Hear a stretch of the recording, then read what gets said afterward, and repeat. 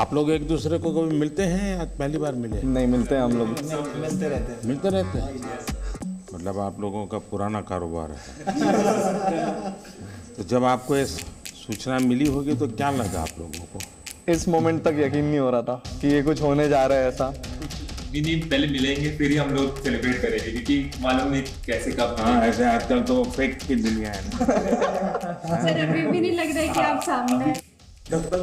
अच्छा, होने दीजिए। मेरे को यकीन नहीं हुआ पहली बात तो कि आपने बुलाया। तो सर एक बार लगा कि जो आपसे ये बात करने का मौका मिलेगा डेफिनेटली हम लोग फ्रंट फुट में आ जाएंगे और हमारा जो सबका एक गोल है ना वो आज वैलिडेट हो गया सर। वो गेमिंग की जीत हो गई सर, आप बुलाए वो आज इंडस्ट्री जीत गई। जो थोड़े दिन पहले नेशनल क्रिएटर्स अवार्ड हुआ था, इवन उस टाइम को भी हमें यही लगा था कि फाइनली इतने सालों के बाद ऐसे लग रहा है कि क्रिएटर्स गवर्नमेंट इज रिकॉग्नाइजिंग हमारी क्रिएटिविटी।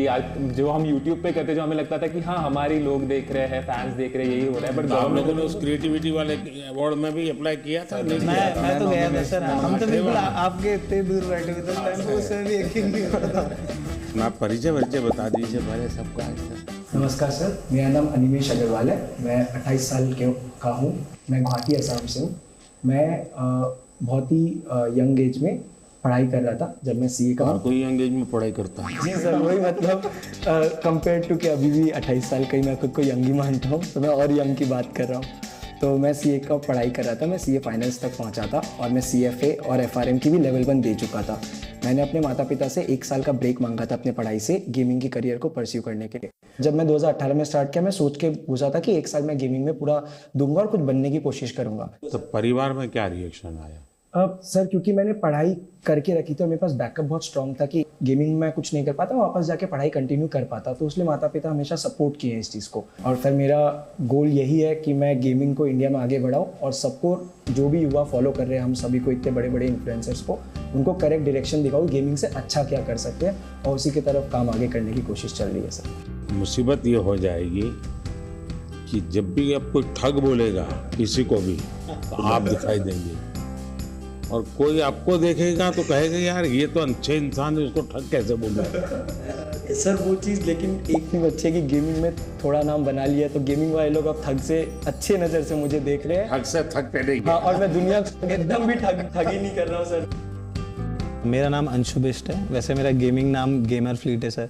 मैं आता हूँ हल्द्वानी, नैनीताल, उत्तराखंड से। तो मैं सर वैसे लोअर मिडिल क्लास फैमिली से आता हूँ। मेरे पापा एक प्राइवेट स्कूल में 30 साल तक उनने बस कंडक्टरी करी थी ताकि मैं और मेरी दीदी को वो स्कूल में पढ़ा सकें।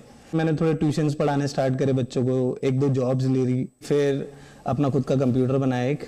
सर आर्थिक स्थिति इतनी अच्छी नहीं थी तो उनका बनता है कि ऐसे सोचना कि आप समझ रहे हो ना कि आपका बच्चा बस कंप्यूटर में बैठ के चिल्ला रहा है दिन भर, क्योंकि सर थोड़ा होता है कि मतलब चिल्लाना इन द सेंस कि मतलब खुश होना, कि तभी लोग देखते तो खुश होते हैं ना कि अरे वाह इसको कितना मजा आ रहा है, तो उन्हें भी मजा आता है। यानी आपको एक्टिंग भी करनी पड़ती है थोड़ी बहुत, ताकि व्यूअरशिप बढ़े। तो हाँ सर करनी तो पड़ती है सर। सबसे बड़ा ब्रेक थ्रू क्या है आपको इस दुनिया में? सबसे बड़ा ब्रेक थ्रू सर कि मतलब अगर आपको पता चल जाए कि आप क्या करना चाहते हो इन दी एंड। सर जैसे आपका है कि आप देश को आगे ले जाना चाहते हो, आप देश को एक स्तर पे ले जाना चाहते हो बहुत, तो वैसे ही मेरा भी था कि मतलब मैं भी कुछ ऐसा करूं कि दुनिया वाहवाही करे। मेरा नाम नमन माथुर है और लोग मुझे मॉटल के नाम से जानते हैं। मैं पला बड़ा मुंबई में ही हूँ, नवी मुंबई में। और जब मैं 4 साल का था मेरे पापा गुजर गए थे। मम्मी ने मुझे और मेरे बड़े भाई को रेस किया, उन्होंने टिफ़िन सर्विस किया, सब कुछ किया। और 2015 में मोबाइल आ गया था हाथ में, तब तो शुरू किया था खेलना। पहले तो स्कूल कॉलेज में दोस्तों से बातें करते करते पता चला होगा। मैं गेमिंग में को खुद से वो यूट्यूब देख के आया था, मैंने उल्टा दोस्तों में फैला दिया था कि खेलो मेरे साथ। मैं बीमार हूँ तुम भी हो गए। वाला बस 2015 से लेके 18 तक, जब तक मेरा बीकॉम पूरा कंप्लीट हुआ, उतने में मैंने ये फिगर आउट किया कि ये जितने भी फॉरेन यूट्यूबर हैं हम जिन्हें देख रहे हैं, इनके कमेंट सेक्शन में सारे इंडियन हैं। यानी ये सब जो दुनिया भर के अच्छे अच्छे खिलाड़ी हैं उनमें भी इंडियन, सारे कमेंट करने वाले इंडियंस हैं। मेजॉरिटी मेरे को जो दिखते थे इंडियन ही दिखते थे। और मैंने सोचा कि क्यों ना मैं एक ऐसा कोई वीडियो बनाऊं उनसे इंस्पिरेशन लेके और अपलोड करूं। और मैंने वो वीडियो 2018 में अपलोड किया और वो इंस्टेंटली वही वीडियो जो उस सोच से बना था वायरल हो गया। उसके बाद मैंने स्पोर्ट्स में रिप्रेजेंट किया इंडिया को। अनिमेश से मिला 2018 में, हम लोगों ने कंपनी भी शुरू की अपनी SATUL। इमॉर्टल नाम कैसे रख लिया? भारत में तो लोग इमॉर्टल की बात करते हैं। लोग सब जगह मैं देख रहा हूँ इमॉर्टल नाम रख रहे हैं, तो मैंने बस अच्छा, कुछ नया कर इमॉर्टल कर दिया उसको। मेरा नाम पायल धर है, सब लोग पायल गेमिंग के नाम से जानते हैं। मैंने इन सब के बाद स्टार्ट किया है एंड मैंने सोचा नहीं था कि मैं इंडिया की लीडिंग फीमेल क्रिएटर बनूंगी। मैं बहुत ही छोटे गांव से हूँ, मैं MP में एक छिंदवाड़ा करके जगह है, इंदौर के पास में ही है, तो मैं वहाँ की रहने वाली हूँ। मुझे गेमिंग में इंटरेस्ट था बट घर पे फैसिलिटीज़ नहीं थी। 12th तक भी हमारे पास घर पे फ़ोन नहीं था खुद का, तो गेमिंग में थोड़ा थोड़ा इधर उधर देखते रहते थे, या दोस्त के जो भाई वगैरह है वो कैफेज जाते थे गेम के लिए, तो वहाँ से थोड़ा बहुत नॉलेज आया कि गेमिंग भी कुछ होता है। तभी के टाइम पे यूट्यूब पे गेमिंग पॉपुलर होने लगी थी इंडिया में भी, तो मैंने सोचा कि क्यों ना मैं भी इसको एक ट्राई दूँ और लड़कियों को भी एक ऐसा ऑप्शन मिले कि इसमें भी आप करियर बना सकते हो। लड़कियों का इसमें आना कितना संभावनाएं बढ़ती हैं। फिर सबसे बड़ी चीज़ यही है कि पेरेंट्स बहुत घबराते हैं कि बाहर जाके काम ना करें, एंड कई फैमिली में थोड़े रिस्ट्रिक्शंस भी होते हैं कि बच्चियों को मौका नहीं दिया जाता, तो उनके लिए ये बहुत ही अच्छा स्टेबल करियर ऑप्शन है। एंड जब मैंने शुरू किया था तो मेरे पास भी 100-200 ऐसे लड़कियों के मैसेज आते हैं कि हमने आपको देख के स्टार्ट किया, तो सब थोड़ा घबरा रही हूँ यहाँ पर। हाँ, थोड़ी छांट लीजिए फिर बात करते हैं।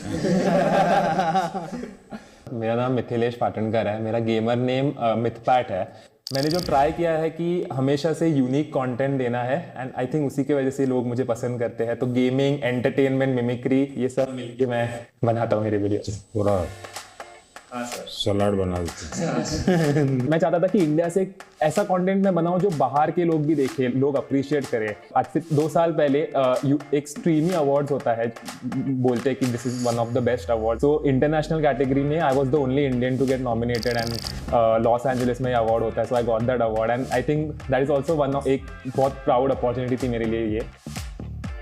नमस्कार सर, मेरा नाम तीर्थ मेहता है, मैं भुज कच्छ गुजरात से हूँ और मैं 2014 से हार्टस्टोन नाम की एक गेम है उसमें compete कर रहा हूँ। तो भुज में ये बीमारी कहाँ से आई? सर ये तो ऐसा है ना कि हर कोने कोने में फैली हुई है अभी तो।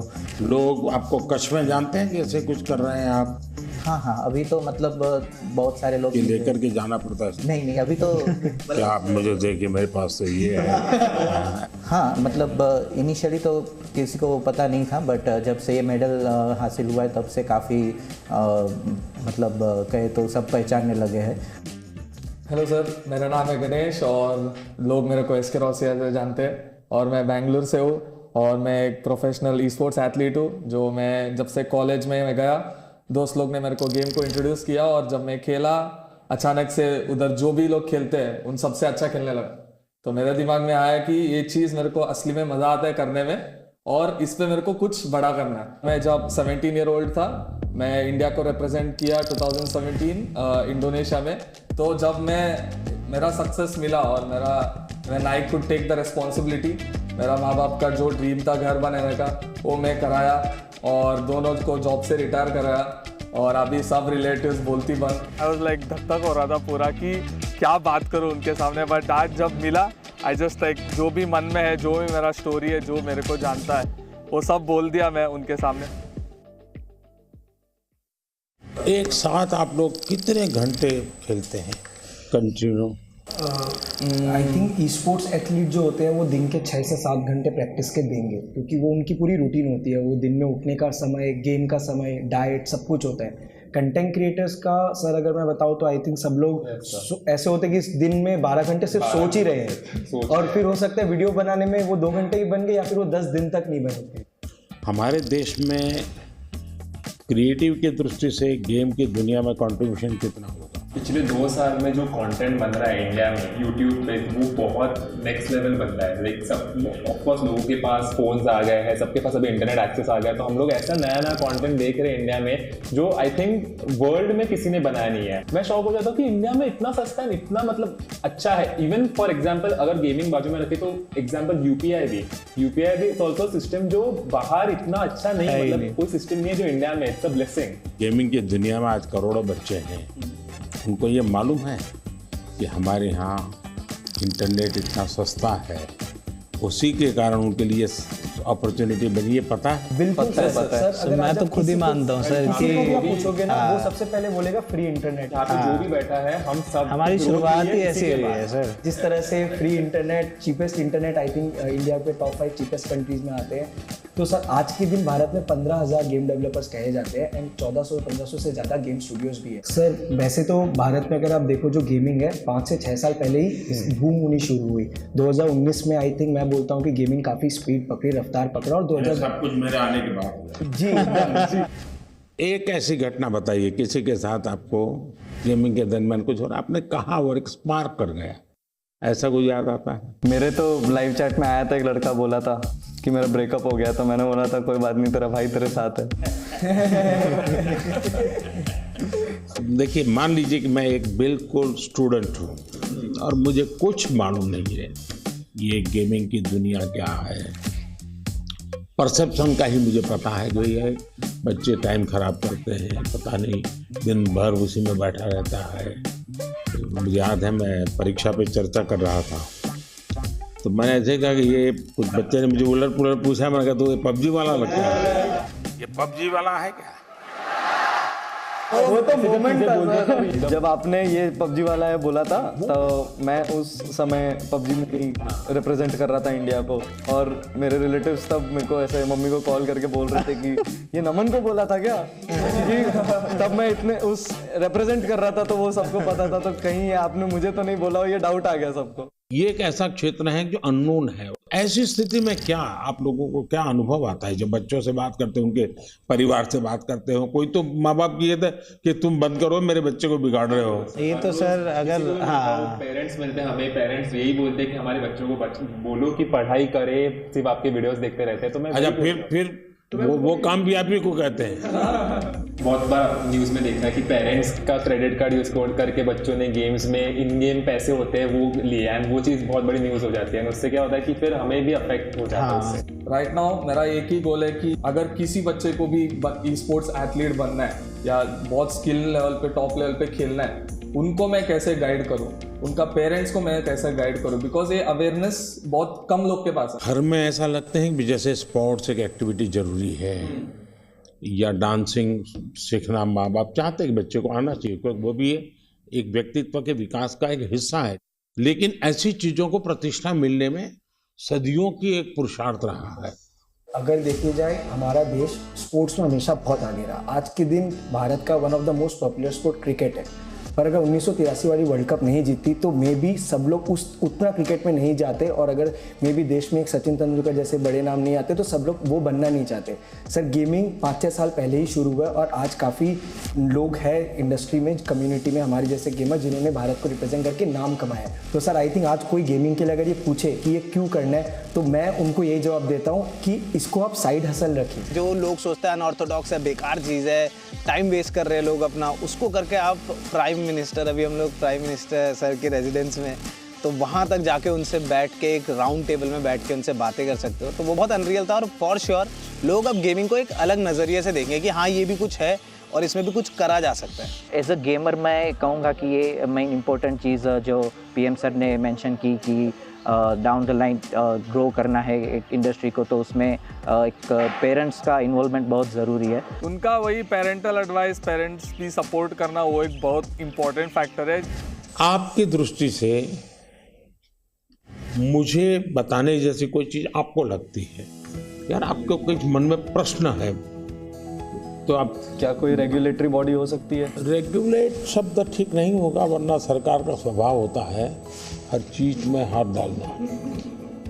सरकार का मूल नेचर ये है। अब दो चीजें होती है कि या तो आप उनको दबाने की कोशिश करो, या तो कानूनी सारे बंधन लगा करके उनको अलग करो। दूसरा है कि आप चीज को समझो, समझ करके हमारे देश की रिक्वायरमेंट के अनुसार उसको मॉडिफाई करो, उसको कुछ कानून नियम व्यवस्था के अंदर ढांचा में लाओ, उसकी एक प्रतिष्ठा बढ़ाओ।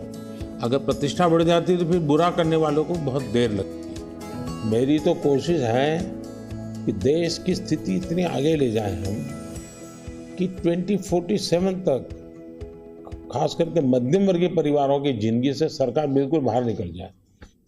वरना ये कागज लाओ, वो कागज लाओ, ये दो, यहाँ क्यों गया, वहाँ क्यों गया, उसी में ही जिंदगी फंसी हुई है। सरकार की जरूरत गरीब को होती है, उसको मुसीबत के समय सरकार मिलनी चाहिए।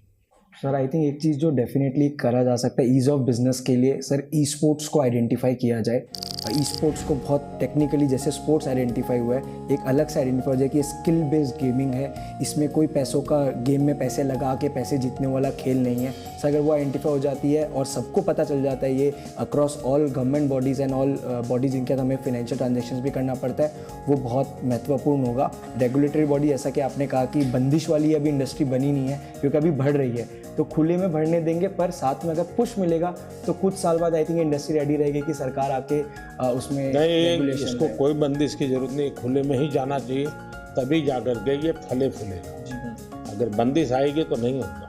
क्या आपको ये फेस करना पड़ता है, गेमिंग एंड गैम्बलिंग, इन दोनों की लड़ाई आपके सामने आती होगी, तब आप कैसे हैंडल करते हैं? मतलब वो ऐसा समझते हैं कि हम जो फास्ट टाइम मानते होंगे, वेस्ट टाइम मानते हाँ हाँ, जैसे हम मतलब गेम्स खेलते हैं वो काफ़ी अलग रहती है, बट वो ऐसे समझते हैं अच्छा ये तो हम जैसे लूडो खेलते हैं वैसी कोई गेम हो गई, बट वैसा नहीं है। वो हम कह सकते हैं कि चेस जैसी एक कॉम्प्लेक्स गेम्स हम मोस्टली खेलते हैं, इसमें बहुत सी मेंटल स्किल्स भी चाहिए रहती है, फिजिकल स्किल्स भी चाहिए रहती है। सर आरएनजी और स्किल बेस्ड गेम को बहुत हाई टाइम में डिफरेंशिएट करें। सर आज भारत के एथलीट्स जाके ओलंपिक्स में प्रपोज है, एशियन गेम्स, कॉमनवेल्थ गेम्स में प्रपोज है। आप लोग एक काम कीजिए, ये जो क्या समस्या है आपकी, मुझे कभी मेल कर दीजिए मेरी ऑफिस में, एग्जैक्टली क्या प्रॉब्लम फेस करते हैं आप। इधर लाइक पेरेंट्स को जब उनके बच्चे लोग बोलते हैं कि गेमर बनना है, पेरेंट्स लोग को समझ में नहीं आता कि एक्चुअल गेमर क्या होता है, क्या करता है। गेमिंग मतलब गेमिंग, गैम्बलिंग भी समझ जाते हैं। तो उसके रिगार्डिंग मोदी जी बहुत अच्छा एक्सप्लेनेशन किया कि गेमिंग अलग होता है, गैम्बलिंग भी अलग होता है, और हमने भी बहुत सारी चीज़ें एक्सप्लेन किया।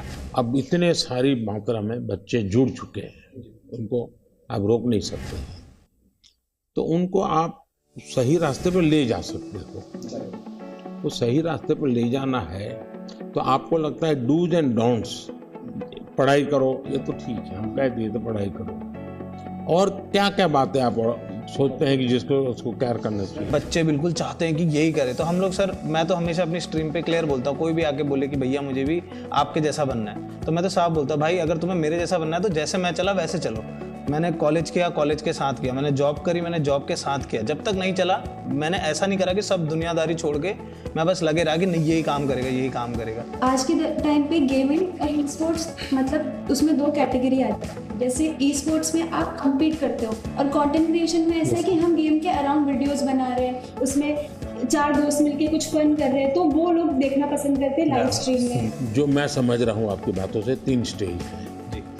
एक तो है जो गेम खेलने के लिए आने वाला खिलाड़ी, दूसरे वो लोग हैं जरा क्रिएटिव माइंड के हैं, तो उस गेम उसका लाइव स्क्रीनिंग ये वगैरह करके के बाद में छोटा सा वीडियो बनाना, इसमें थोड़ा रंग भर देना वो, और तीसरा जो महत्वपूर्ण है कि गेम इटसेल्फ बनाना। कैसी हमारी जो गेम्स हैं जो बनी है अब तक जो आई है उसकी क्या? तो अभी आई थिंक 2020 में आपने स्टेटमेंट दिया था कि मेक इन इंडिया की इंडिया के अराउंड गेम्स बनाने प्रमोट कर रहे हैं आप, तो उसके बाद आई थिंक काफ़ी इम्प्रूवमेंट आया है उसमें, और जो वो पूरी इंडस्ट्री है उसमें भी काफ़ी स्कोप बढ़ा है। हिंदुस्तान की कौन सी थीम है जो लोगों को आकर्षित कर रही है, या आप लोगों को लगता है कि ये क्लिक कर सकती है? क्योंकि जो वेस्टर्न वर्ल्ड की आती है उसमें तो मारो काटो दौड़ो भागो यही आता है। जैसे हमारे पंचतंत्र है, क्या कभी किसी ने उसमें माइंड अप्लाई किया? अभी डेवलपमेंट में जो बोर्ड गेम्स हमारे पुराने खेले जाते थे, जैसे अष्टो चौकड़ी करके एक गुजराती में हम छोटे से तब से वो गेम खेल रहे, तो अभी उसके जो है वो डिजिटल वर्जन अभी रिलीज़ हो। बाकी यही है कि हमारी जो मिथोलॉजी है जो उसके अराउंड काफ़ी गेम्स डेवलप हो रहे हैं। दुनिया आज एक बहुत बड़ी चर्चा करती है ग्लोबल वार्मिंग की, क्लाइमेट के इश्यूज हैं, दुनिया में अलग अलग तरीके अपनाए हैं। मैंने दुनिया के सामने अलग विषय रखा है, मैंने कहा है मिशन लाइफ, और लाइफ शब्द से मेरा मतलब है लाइफस्टाइल फॉर एनवायरनमेंट। अगर मान लीजिए मैं एक ऐसी गेम बनाऊं जो क्लाइमेट की चैलेंज को कैसे हम मिट करेंगे, कौन से रास्ते होंगे, किस किस रास्ते से जाएंगे, किस रास्ते से ज़्यादा सफलता मिलेगी, सरलता मिलेगी। जैसे मानो स्वच्छता के विषय को लेकर के ही गेम बने और हर बच्चा खेले। भारत के जो वैल्यूज़ हैं वो नई पीढ़ी उसको जीना सीखे, उसका महत्व समझे और उसको बैकग्राउंड इन्फॉर्मेशन मिले। जैसे हम सभी को गेमिंग इन्फ्लुएंसर्स कहा जाता है, वैसे आप इंडिया के सबसे बड़े इन्फ्लुएंसर हैं जिसकी बात सब सुन के मानते भी है। जब आपकी ये बात बाहर आएगी तो मुझे लगता है 100% लोग इस वे में सोचेंगे।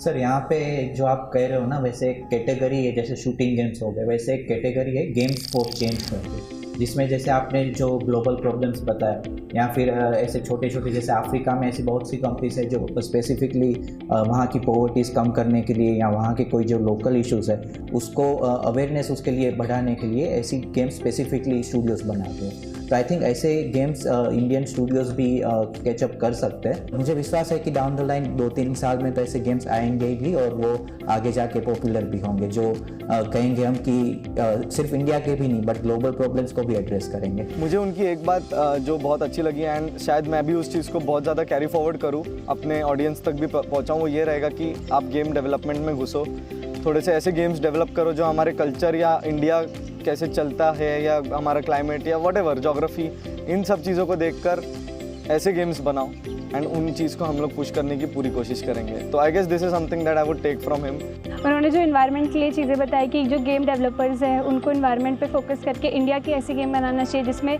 इन्वायरमेंट और हमारी जो क्लीननेस है उसकी तरफ ध्यान देने के लिए, आई थिंक वो मुझे बहुत ही अच्छा लगा। क्या ओपन सोर्स गेम का होता है कि गेम है उसमें 2 चैप्टर किसी और ने जोड़ दिए, 2 स्टेप्स किसी और ने जोड़ दिए, क्योंकि आप जो कहते हैं ना जिसकी उम्र कम होती है, हाँ, उसको जो मॉर्टल है उसको इमॉर्टल बनाना है तो फिर हमें ओपन सोर्स करे और उसमें नई नई चीज़ों को जोड़ने के लिए उसको ओपन करे।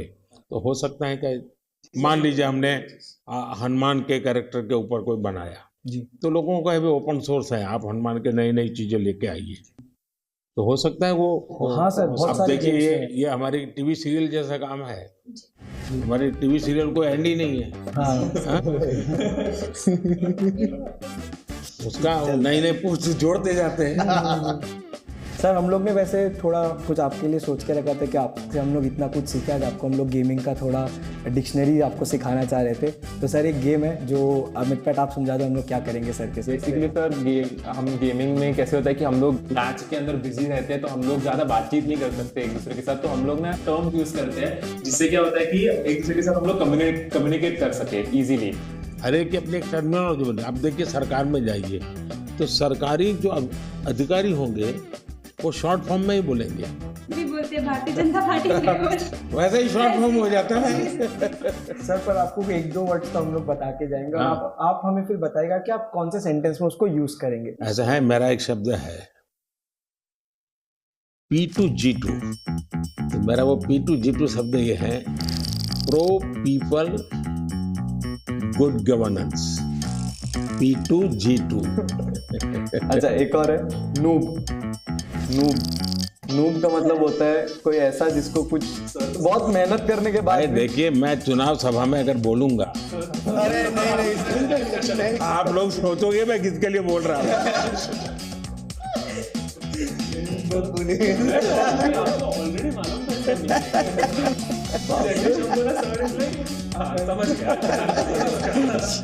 अगर मैं बोल दूंगा आप तो लोग उसके लिए बोला है। ग्राइंड करके एक वर्ड होता है, तो ये तो खैर आप गेम में भी इस्तेमाल कर सकते हैं, आप कहीं भी इस्तेमाल कर सकते हो। ग्राइंड मतलब सर मेहनत करना हो गया बेसिकली। जैसे अगर मैं माइनक्राफ्ट खेलता हूँ तो मुझे उसमें एक एक चीज़ सीखने के लिए ग्राइंड करना पड़ता। तपना सर, तपना, हिंदी में आसान भाषा में तपना। और दूसरा है सर GT है, गोट टू है। मतलब हम जनरली कोई भी गेमिंग सेशन एंड करते हैं तो दोस्तों को कहते हैं कि अभी मैं क्लोज कर रहा हूँ, जाना है, तो हम टाइप करते हैं GT। चलो निकल मतलब अवेयर फ्रॉम कीबोर्ड, यानी कि आप गेम खेल रहे हो, 4 लोग एक टीम में एक साथ खेल रहे हैं, अचानक से मम्मी ने बुला दिया कि खाना रेडी हो गया, तो वो फोन इधर ऐसे छोड़ के जाएंगे तो मतलब गेम में हार जाएंगे। तो टीम मेंबर्स आके हमें, अगर हम चाहते कि टीम मेंबर्स को समझे कि सुनो मैं जा रहा हूँ लेकिन मेरी जगह तुम लोग लो, तो हम लोग AFK लिखते हैं, अवे फ्रॉम कीबोर्ड। मतलब मैं नहीं हूँ पर तुम लोग संभाल लो, यानी एक दूसरे को कह कर के जाते हैं, इतनी डिसिप्लिन फॉलो करते हैं। और सर सबसे बड़ी चीज आपको कूलेस्ट पीएम कहा जाता है हमारे शहर में। अगर कि सबसे कूल अगर कोई है तो वो हमारे पीएम है। एंड आप जैसे मतलब हमारी और आपकी उम्र में काफी डिफरेंस है, लेकिन फिर भी एक नहीं, आपने किसने बताई ये मीडिया में सब आता है, वो सच मत मानो। हाँ मतलब सर आप भी जेंजी है हमारे। हाँ, मैं कलर करके बाल वाइट रखता हूँ ताकि जहाँ लोगों को लगे कि मैं मैच्योर हूँ। आपने एक मुझे याद है, मुझे बहुत बार गई थी यूट्यूब फैन फेस्ट में, आपने जब सर सिंपल चीज बोली लाइक शेयर सब्सक्राइब, सब लोग पागल हो गए। हम लोग को कूलेस्ट पीएम को गेमर टैग देना चाहिए। हम लोग सब गेमर्स के नाम है, सर का कोई नाम नहीं है। नाम इंडिया ने मुझे बहुत पहले से नाम दे के रखा है, डबो। तो वो हमें क्या कहते हैं, नमो OP. Sir OP is overpowered और आपको सबसे ज्यादा ही ओवरपावर्ड। सबसे ज्यादा पावर। सर अभी कुछ आपके साथ गेम्स चलिए।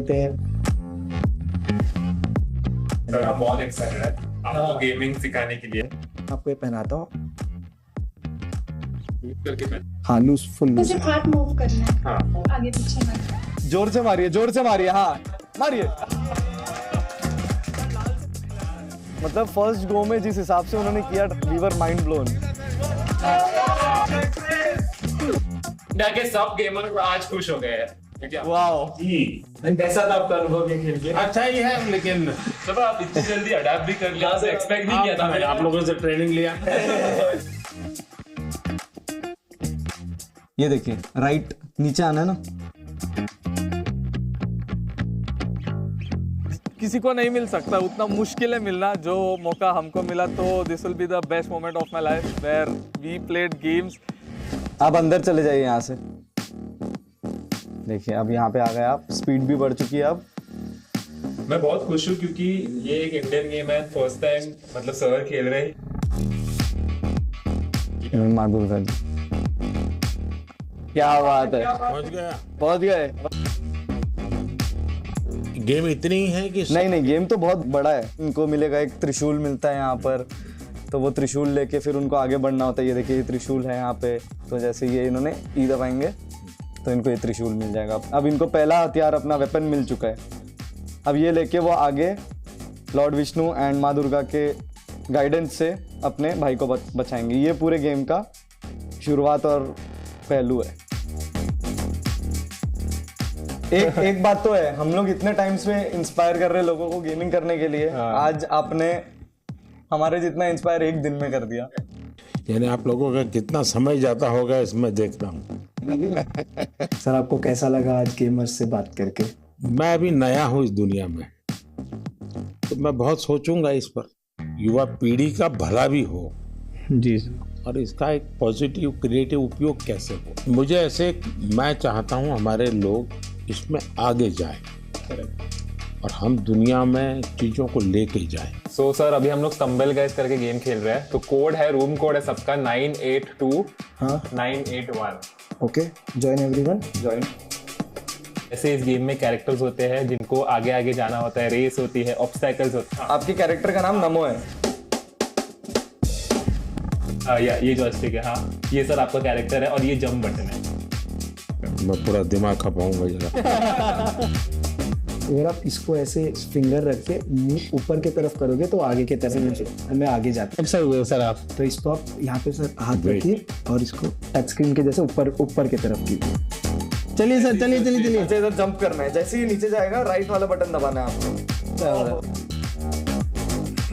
चलो कोई बात नहीं, बहुत बढ़िया, बट बहुत मजा आया, बहुत मजा आया।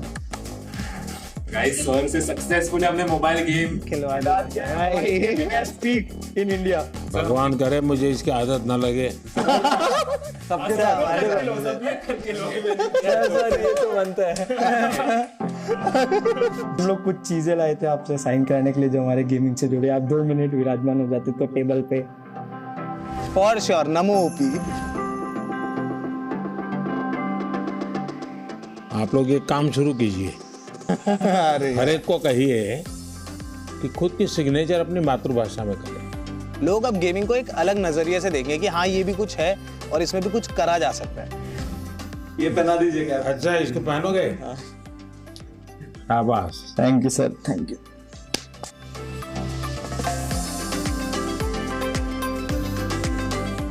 सर आपके साथ वैसे कैसे फोटो जिसका कंपेयर कर दो जैसे गेम में हम हाँ चलिए। I think Indian gaming peaked today. Who is the biggest influencer in India? It's our Prime Minister. हमने उनसे मिले।